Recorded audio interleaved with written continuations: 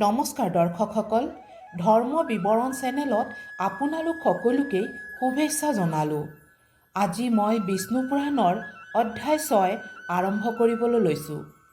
আজিৰ এই অধ্যায়ত আপোনালোকে জানিব পাৰিব যে ভগৱান বিষ্ণুৱে বৰাহ অৱতাৰ কিয় লৈছিল। জয় আৰু বিজয়নো কোন আছিল? হিৰণ্যকাশ আৰু হিৰণ্যকাশ্যপ, এওঁলোকৰ মৃত্যু ইমান ভয়ংকৰ কিয় হৈছিল? এই সকলোবোৰ কথা আপোনালোকে আজি এই বিষ্ণু পুৰাণৰ অধ্যায় 6ত জানিব পাৰিব। ব্ৰহ্মাৰ 4জন মানস পুত্ৰ আছিল।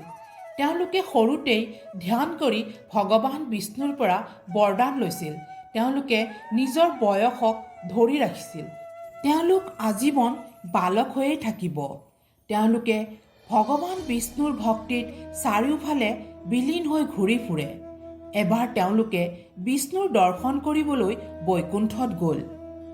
তেওঁলোকে সপ্ত দুৱাৰ পাৰ কৰি মুখ্য দুৱাৰ পালে আৰু সেই দুৱাৰমুখৰ দুৱাৰপাল হ'ল জয় আৰু বিজয়। জয় আৰু বিজয়ে এই বালক মহাঋষিসকলক দেখি ক'লে যে এতিয়া ভিতৰত যাব নোৱাৰে, এতিয়া ভিতৰত যোৱাৰ সময় নাই। তেতিয়া ব্ৰহ্মাৰ পুত্ৰসকলে ক'লে, বিষ্ণুৰ দৰ্শন কৰিবলৈ আমাক সময় অসময়ৰ দৰকাৰ নাই।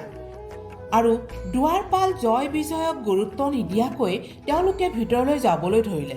তেতিয়া জয় আৰু বিজয়ে গদা উঠাই লৈ তেওঁলোকৰ সন্মুখত থিয় দিলে আৰু ভিতৰলৈ যাবলৈ নিদিলে। তেতিয়া ব্ৰহ্মাৰ পুত্ৰসকলে খঙতে ক'লে, তোমালোক দুয়োজন বিষ্ণুদেৱৰ দুৱাৰপাল হোৱাৰ যোগ্য নাই।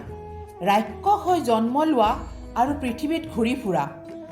বাহিৰত এনেধৰণৰ চিঞৰ বাখৰ শুনি ভগৱান বিষ্ণু বাহিৰলৈ ওলাই আহিল আৰু জয় বিজয়ে গোটেইখিনি কথা ভগৱান বিষ্ণুক ক'লে।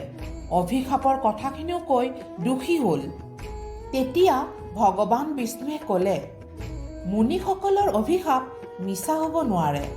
তোমালোকক মই দুটা কথা কওঁ, মন দি শুনিবা।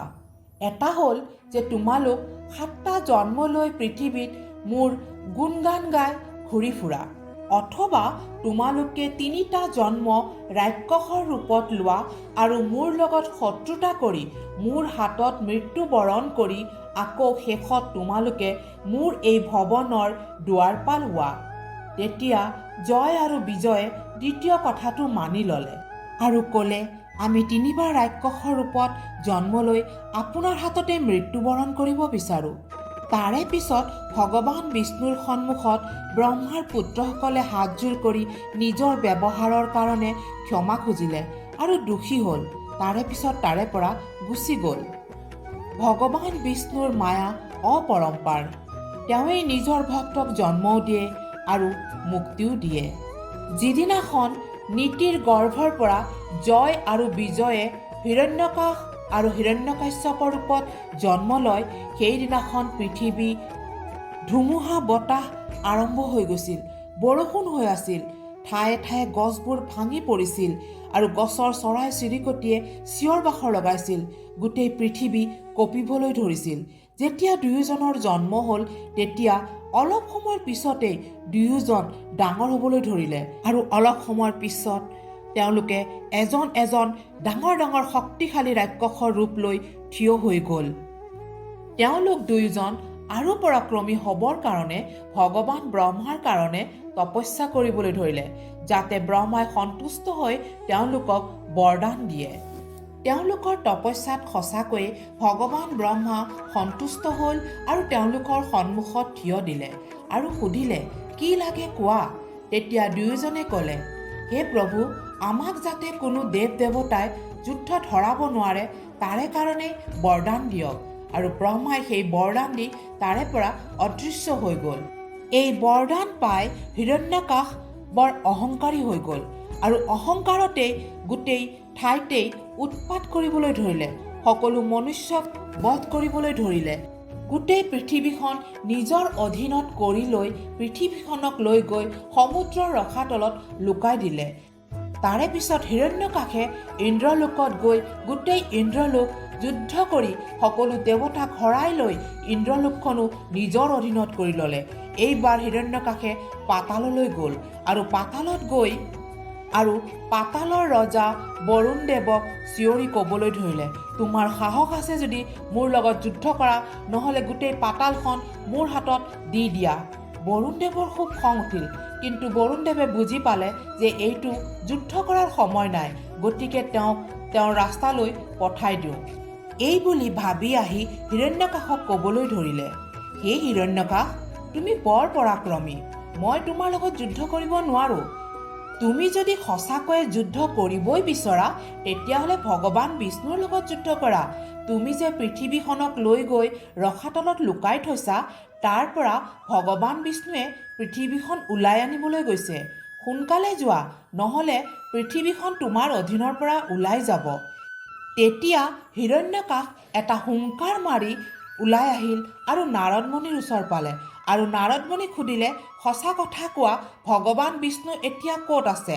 তেতিয়া নাৰদমুনিয়ে ক'লে যে তুমি য'ত পৃথিৱী লুকাই থৈছা তাত গৈছে, পৃথিৱীখন উদ্ধাৰ কৰিবলৈ। যোৱা, তাত যোৱা। তাৰে পিছত হিৰণ্যকাশ সেই সাগৰৰ ৰসাতললৈ গ'ল আৰু দেখিলে তাততো বিষ্ণু ভগৱান নাই, তাত এটা জংঘলৰ গাহৰিয়ে নিজৰ দাঁতত পৃথিৱীখন উঠাই লৈ বাহিৰলৈ লৈ আহিছে। তেতিয়া হিৰণ্যকাশে চিঞৰিবলৈ ধৰিলে, ঐ গাহৰি, তোৰ ইমান সাহস, তই দাঁতেৰে মই লুকাই থোৱা পৃথিৱীখন ওলাই লৈ আহিছ? তই নিশ্চয়, তোক মই আজি বধ কৰিম, হত্যা কৰিম।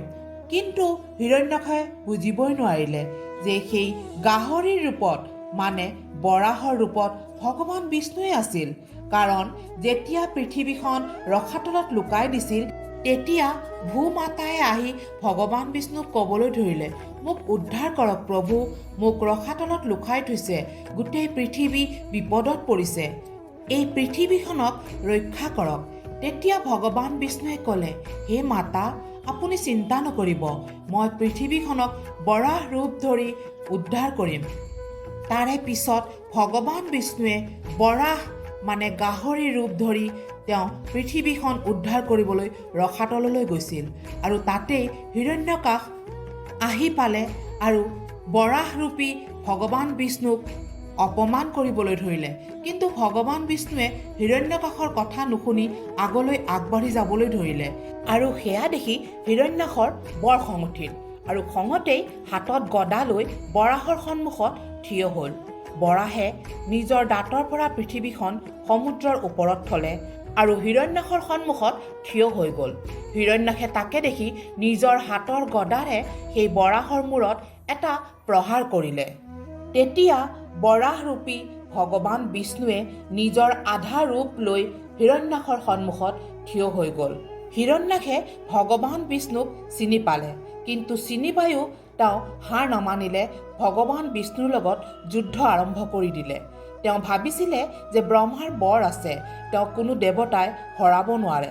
কিন্তু তেওঁ এটা কথা লক্ষ্য নকৰিলে যে ভগৱান বিষ্ণু আধা বৰাহ ৰূপত আছিলে, আৰু তাৰে পিছত যেতিয়া তেওঁলোকৰ যুদ্ধ আৰম্ভ হ'ল, তেতিয়া ভগৱান বিষ্ণুৱে নিজৰ হাতৰ চক্ৰ হিৰণ্যাক্ষৰ ফালে এৰি দিলে, আৰু সেই চক্ৰ গৈ হিৰণ্যাক্ষৰ ডিঙি কাটি দিলে, আৰু এনেকৈয়ে ভগৱান বিষ্ণুৱে হিৰণ্যাক্ষৰ বধ কৰিলে।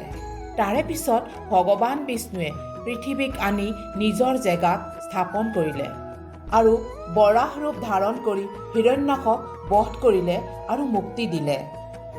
যেতিয়া হিৰণ্যকাশ্যপে শুনিলে যে তেওঁৰ ভায়েক হিৰণ্যকাশক ভগৱান বিষ্ণুৱে বৰাহ ৰূপ ধাৰণ কৰি হত্যা কৰিলে, আৰু সেই হত্যাৰ প্ৰতিশোধ ল'বলৈ হিৰণ্যকাশ্যপ বা হিৰণ্যকাসুৰে আকৌ ভগৱান ব্ৰহ্মাৰ ওচৰত তপস্যা কৰিবলৈ ধৰিলে, যাতে এইবাৰ তেওঁ ডাঙৰ বৰদান পায় আৰু সেই বৰদান পাই ভগৱান বিষ্ণুক হৰুৱাব পাৰে। আজি মই বিষ্ণু পুৰাণৰ অধ্যায় 6ৰ প্ৰথম অংশ ইয়াতেই শেষ কৰিলোঁ। দ্বিতীয় খণ্ড আপোনালোকে অহা সপ্তাহত শুনিবলৈ পাব। আপোনালোকে যদি মোৰ এই বিষ্ণু পুৰাণৰ ব্যাখ্যাবোৰ শুনি ভাল পায়, তেতিয়াহ'লে শ্বেয়াৰ কৰক, লাইক কৰক আৰু কমেণ্ট কৰক। আৰু এতিয়ালৈকে যদি আপোনালোকে মোৰ এই চেনেলটো ছাবস্ক্ৰাইব কৰা নাই, তেতিয়াহ'লে এটা ছাবস্ক্ৰাইব কৰি দিয়ক। আগলৈ এনেকুৱা ধৰণৰ ভিডিঅ' আহিলে আপোনাৰ ওচৰত ন'টিফিকেশ্যন আহি যাব। ওম বিষ্ণুদেৱায় নমঃ।